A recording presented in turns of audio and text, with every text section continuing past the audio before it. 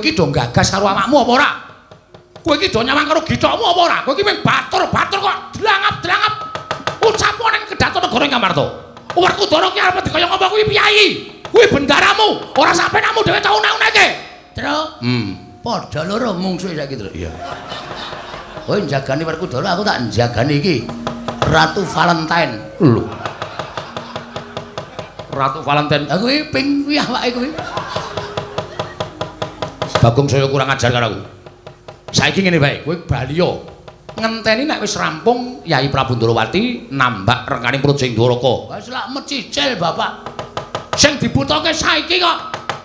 Tru, percuma wae dhewe padu karo wong loro iki. Karepe mumpung Sinuwun Ndrawati durung adoh, terus doya ya, Tru yo. Yo, bekakang nendaran yo, ora apa-apa kok yo.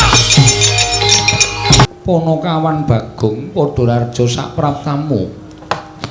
Pangestunipun Sinuwun Prabu Darma Kusuma tansah pinayanganing kawidadan niring Sambikala. Iya Bagong. Nggih. Sowan ratu kok tanpa nganggo klambi. Kudanan Sinuwun. Nika kula pepe teng beteng. Lho, beteng kok kumepe klambi. Riwiteno panas kono, Tru. Iya. Wilujeng bekti kula kunjung nggih Sinuwun. Iya Bagong pangestuku tampanana.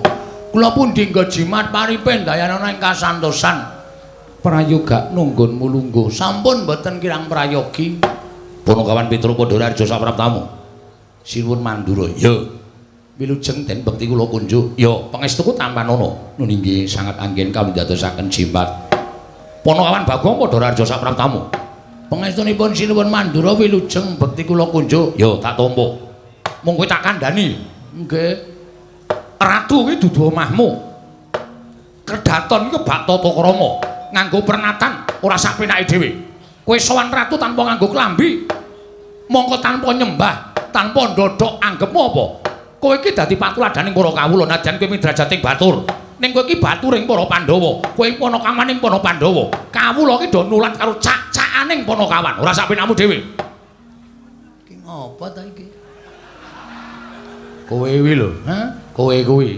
Aku ngopo? Kowe iki ora nganggo klambi. Heeh, maksude nek neng kraton ora entuk kudu nganggo klambi. Aku wis matur to teles. Nek aku masuk angin, Baladewa gelem ngeroki apa? Lho. Kose to iki ratu e, Gong. Lah wong ora ana kenthang kimpuling lelakon pojok plaret teng kanan kok muni-muni lho. Tur sing tak jak salaman ki Sinuwun Prabu Puntadewa. Sinuwun Prabu Puntadewa ora lara atine kok wong kono-kono kok geger iki ngapa? Gong, hei. Iki Nalendra. Wis ngerti ngomong tukang becak ya sapa? Ning ora ngawur. Aku ya lara ati duneke sapenake dhewe ora. Tur kene iki Ngamarta. Aku ki mlebu metu kene iki, Truk. Nek ora ana pasewakan kowe ngerti dhewe to. Sing ngepel iki sapa? Kowe karo aku nganti gembrobyos. Sing ngepel aku, sing ngresik-resik aku, sing ngeluti aku kok. Kono kok omong bae. Aku ki mengandani tata krama, tata kramane abdi karo ratu lan pranataning praja. Wis ngerti. Wah, Jan. Gong ora gawe masalah kowe iki. Wis to santai wae. Sinuwun Prabu Puntadewa ki aku ora klamben ora apa-apa. Tak ora percaya tak. Sinuwun, piye Bagong? Nyun ngapunten kula mboten gawe klambi nggih. Ora apa-apa. Mendengar apa tidak? Senengane do kaya ngono kuwi ya. Sinuwun Prabu Darma Kusuma ki suwijining ratu sing lembah manah. Abdine iki dunggahke ning Datulaya. Arep wong kere gedhi bal 17 nek pancen niyate apik. Kepengin nyuwun karo Nalendra diparengake munggah ana ing Datulaya sing jlambrahe kaya ngene iki. Ya, Tru? Ngono kok omonge ora. Ya wis ora gelem kandhani ya wis. Ora usah ngandhani wong bapak ora tau ngandhani kok kowe ngandhani. Demen isin kowe rasa kondo karo Bagong, rasa ngomongi Bagong. Dinengke wae. Wah, bocah kurang saon. Wingi pun digenepi ya, Den? Petro Padhararja sapraptamu. Wilujeng den bekti kula kunjuk. Ya, Bagong. Dalem. Rarja sapraptamu. Pengentenipun Ndara Werkudara wilujeng bekti kula kunjuk. Ya. Petruk Bagong Padhararja. Pangestunipun Ndara Janaka wilujeng bekti kula nggih, Den. Iya, Petruk Bagong. Nun. Raharja sak praptamu. Wilujeng bekti kula kunjo. Iya. Ing atase Bagong kok akon pindah Janaka. Njur derajate iki dhuwur endi? Mriki niku tempat duduk kula.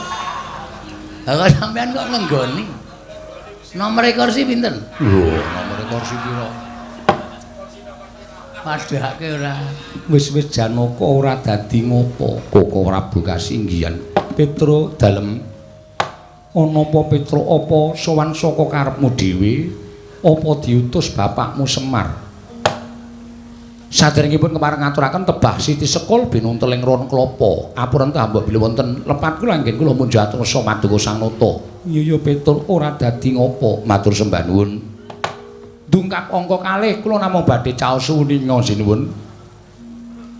Sampun wonten setunggal condro niki bapak lara. Lho.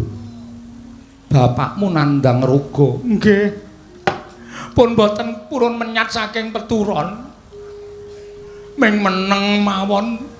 Nek kayane niku ya mbuh larane apa ning matane niku melek terus kecap-ketip ning boten purun ngendika, boten purun obah, ming meneng mawon. Sentek ati kula. Ya, Gong. Ora. Mbok iya ngono to, Le? Aku iki penemune dhewe to. Iya, iya. Soalnya nek bapak loro iki asline lho aku bahagia. Lho. Mergane pekarane bapak gedhe. Kan ra urane kowe karo aku entuk warisan. Nek ndasmu diklukne rak pecele kene kon. Anak kok kaya ngono ora. Wis gek matur, bapak niku sakit. Oh, kula mboten kurang-kurang anggen kula kepengin nambahke bapak niku kula goleke Brahmana wiku winasis. Sing wong pinter kula kan jampeni karo bapak ning ya wis madal sairing usada mboten iso ditambani. Sedih kula pendak dina niku kula tunggoni. Ya mung nganti sesasi kok dereng enten kabar Pandhawa tilik karo bapak. Mula tumuli nalika semanten wancine malah tengah wengi. Kula kalih gareng kalih Bagong niku nedeng mlek-lekan nunggu karo bapak. Bapak niku gregah tangi. Kaya dudu bapak sing ngendika. Ning nuding kalih kula kalih Bagong, nuding ngenten iki terus ngendika, Pandhawa kudu tekan kene, sinambi mundi pustaka Jamus Jimat Limasada. Bareng ngoten niku nggletak melih. Persis Mr. Bean ya. Heeh. Kowe ngerti Mr. Bean barang Auto TV e. Waduh. Wis tuku TV. Wis karo Kasidi. Apa? Kasidi player. VCD kok Kasidi kowe. Senen ilikmu kowe ku. Profesor di kaset iki. Heeh, APCD. Heeh. Apik terus. Wah, kanggo nyeteli film silat. Mulane betah ning omah. Kowe ndek sing Cina? Oh, sos. Ajar ora. Ngoten niku sinuwun. Petro wonten dawuh. Satemene nelongso penggalihku bareng midhanget yen to bapakmu nandang ruga. Nggih. Lha niku bendina ya nangis. Teng omah niku bapak wis kaya kunarpa. Wis ora iso apa-apa. Bebuang nggih teng kasur. Nguyuh nggih teng kasur. Bapakmu nggih. Kula sing ngresiki. Kalih kula ora tau gelem. Wingi dek pas kowe ora ana aku lho, Tru. Ora tau nyedak kowe ora gelem malah wedange bapak tok omba-ombe. Kowe anak sing kebangetan kok, Gong. Nih lho sinuwun. Terus kula mbok menawa niki dadi sarana waliyane bapak. Pandhawa tak aturi rawuh teng Karang Kadempel. Petro, dalem aja ngluputke aku ya, Petro. Lah pripun? Yen kowe njaluk Pandhawa jangkep dina iki ora jangkep. Yen sira nyuwun Pandhawa mundi pustaka Jamus Kelimasada dina iki ora ana. Lho. Sebabe napa? Mura gagi petungen Pandhawa ingkang padha lenggah ning Datulaya iki apa genep 5. Ndara Werkudara, Ndara Janaka, Ndara Nekula. Oh. Kok kurang siji? Bendaramu Sedewa ora ana. Kok mboten wonten? Petruk tak ketak sirahmu kok.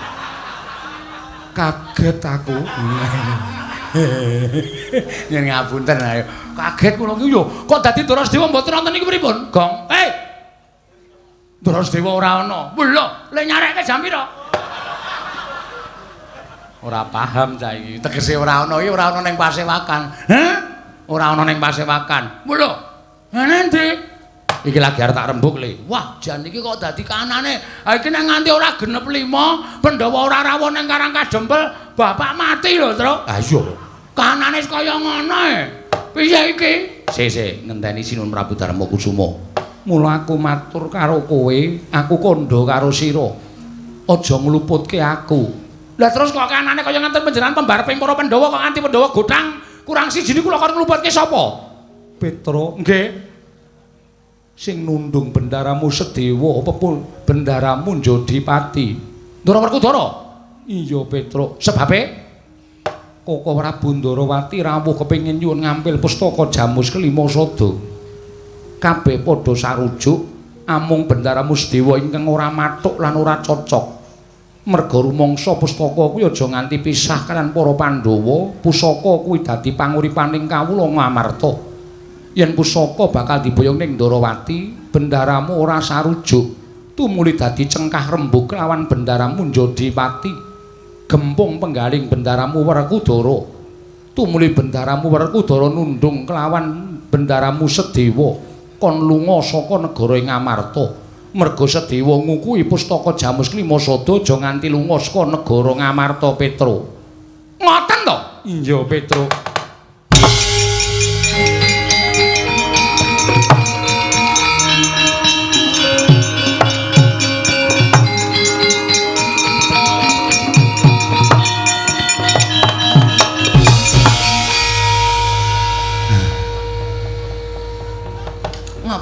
Menengo. Mundur. Ki aku nesu iku mbane kedupak cangkemmu. Nuwun sewu, Gus. Nuwun sewu Ndara Werkudara. Tru piye? Leres sampeyan nundung Ndara Sedewa. Ya pancen bener. Sababe Ora manut karo aku. apa kudu ditundung nek wong ora manut? Apa wong nek ora manut kudu ditundung lunga? Apa kudu lunga saka negara Ngamarta kula tak takon? Apa ora iso dikandhani kanthi alus-alus? Ndara Sedewa niku adimu lho, nuwun sewu. Panjenengan kalih Ndara Puntadewa kalih Ndara Janaka menika tunggal wadah, tegese tunggal ibu. Mongko Ndara Sedewa Nekula niku beda ibu, mongko ujaring para sepuh, yen kowe tresnani adimu ku alon ki tresnanono ngluwihi adimu sing tunggal wadah. Lah kok malah sampeyan nundung Ndara Sedewa niku karepe piye? Niki merga sampeyan nundung Ndara Sedewa, bapak kula iso kejet-kejet. Merga Pandhawa ora iso rawuh teng Karang Kadempel jangkep 5 cacahe. Apa itu masalahe? Waduh. Tak ketak-ketak kowe. Aku tak takon aku tak melu nesu. Ngene lah omongi, heeh. Ndara Werkudara nundung Ndara Sedewa. Wus. Mergane Ndara Sedewa nggondhali pustaka Jamus Lima Sada sing arep diboyong Ndara Sinuwun Ndarawati. Heeh, terus Ndara Sedewa diseneni Ndara Werkudara ditundung lunga. Monggo kowe ngerti to, bapak butuh Pandhawa 5. Heeh. Monggo nek ra ana siji ki tegese Pandhawa ora genep 5. Ngono ya? Heeh. Lah terus masalahe kowe nesu? Lah ya iki mau. Iki mau. Watis.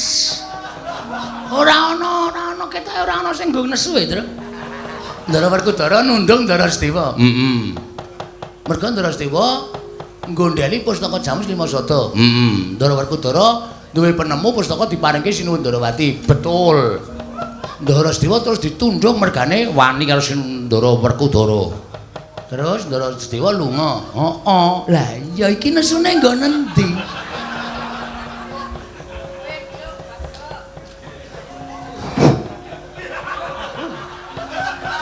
Aku dhewe bunek lho kok. Ngene lho. Iki nek Ndara Sedewa ora kondur, iki ateges Pandhawa ora iso rawuh ning Karang Kadempel 5. Ngerti to? Bapak butuhke apa? Bapak butuhke obat. Obat nggo ngobati matamu kuwi. Trombo ora kasar cangkeme. Aku ki mumet lho, gong anakku ki goblok banget. Wah, wis kowe rasa nesu. Ya nesu karang kowe karo aku ki wis wong loro. Nek nesu karo Ndara Werkudara, masalahe Ndara Werkudara nundung Ndara Sedewa. Oke. Rasa suluk, rasa suluk. Gak suluk barang ora. Men ketok greget ora. Maksudmu piye, Wer? Lho. Adimu dhewe tundunge maksudmu piye? Monggo bapak mbutuhke Pandhawa 5 rawuh nang Karang Kadempel sinambi mundi. Apa to? Pustaka Jamus Klimasada. Pustaka Jamus Klimasada. Aku nek nganti kok bapak ora kelakon didep Pandhawa 5, nek bapak cilik lara, gedhe tekaning pati, sapa sing tanggung jawab? Semangkean kowe. Mentala karo Ndara Sedewa. Dumes Dewa ki nom dhewe. Terus kowe luwih tuwa, sithik-sithik kudu manut kowe.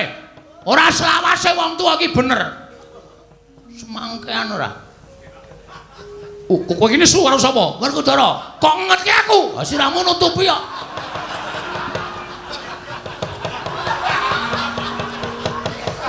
Ngono luwih cetha.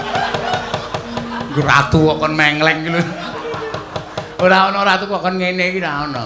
Ngono terus lho? Yo. Aku sing ora trima. Tantrimane Bagong karo Petruk, kowe tak kandhake bapak kowe Werkudara kowe. Aku matur nang kersane bapak. Bapak mengko takon jenggelek. Aku teko tak lapori, Pak, Pandhawa ora iso rawuh nang Karang Kadempel 5. Bapak terus muni mergane apa? Ndara Sedewa ditundung Ndara Werkudara. Kok Ndaramu Sedewa ditundung Ndara Werkudara, aku njlentreke ngene, Pak. Bapak terus mari ya, Tra ya. Heeh.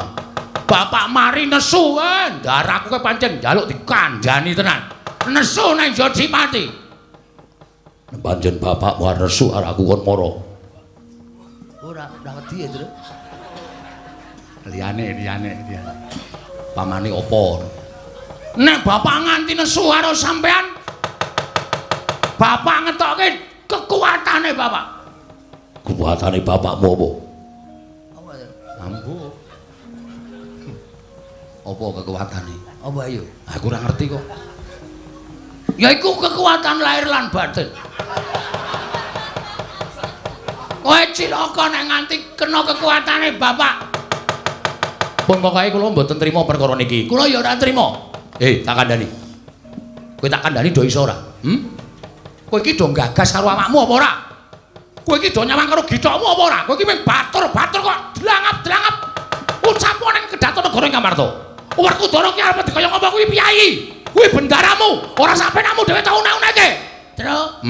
Padha loro mungsuhe saiki, Tru. Iya. Kowe njagani Werkudara, aku tak njagani iki. Ratu Valentine. Lho.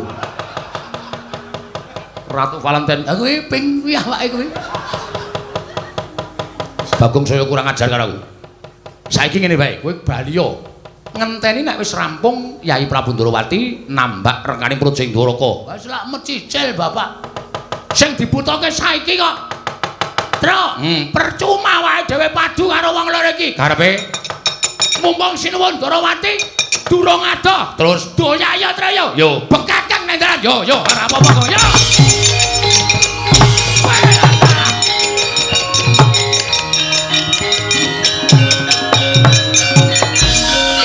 Manik jajalan surtane bauna iblis lanak. Ratu diancam karo batur harga ngopo parah kowe.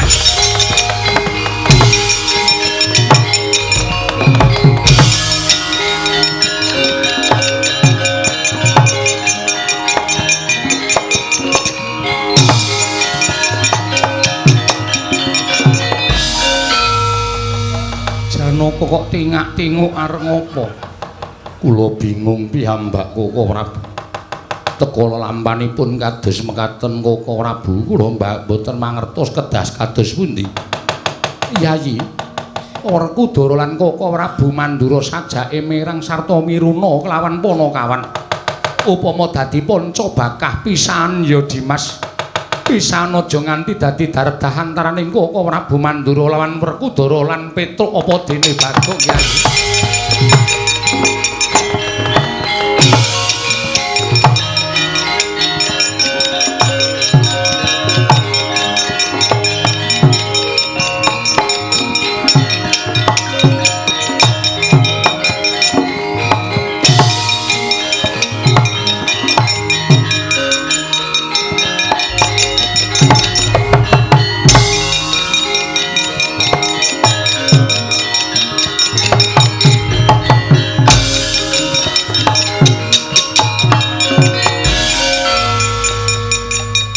Mlayune nek ndi ya, Gong? Aku ya ora ngerti. Aku ade kok klepat lunga. Ayo Karang men. Ketok gayenge. Oh, gunung atos ora. Kok men ketok gayeng ora. Ning mestine Sinuwun Ndarawati iki biasane nek tindakne ndi-ndi ngasta kreta. Heeh. Titianing Sinuwun Ndarawati iki kreta Kyai. Jaladara. Iya. Titik wae bane to. Heeh. Tilase. Heeh. Iki. Oh. Ayo, kapokmu kapan? Kecandak iki genah iki terus. Ha ta, iki lho, Pak Tipak Ban iki lho. Heeh. Tak turut ae. Ya. Hati-hati lho, Gong. Udu Pak Tru. Udu. Wong gawa bata. Ah mesti kaya wah wis. Ning mesti ketok ora ada terus wong aku ki mau kaya seliringan kok ning Amarta. Ayo. Piye Gong? Sik, Tru. Kae kok padang-padang ana panggung kae apa ya, Tru? Dilek ana sik.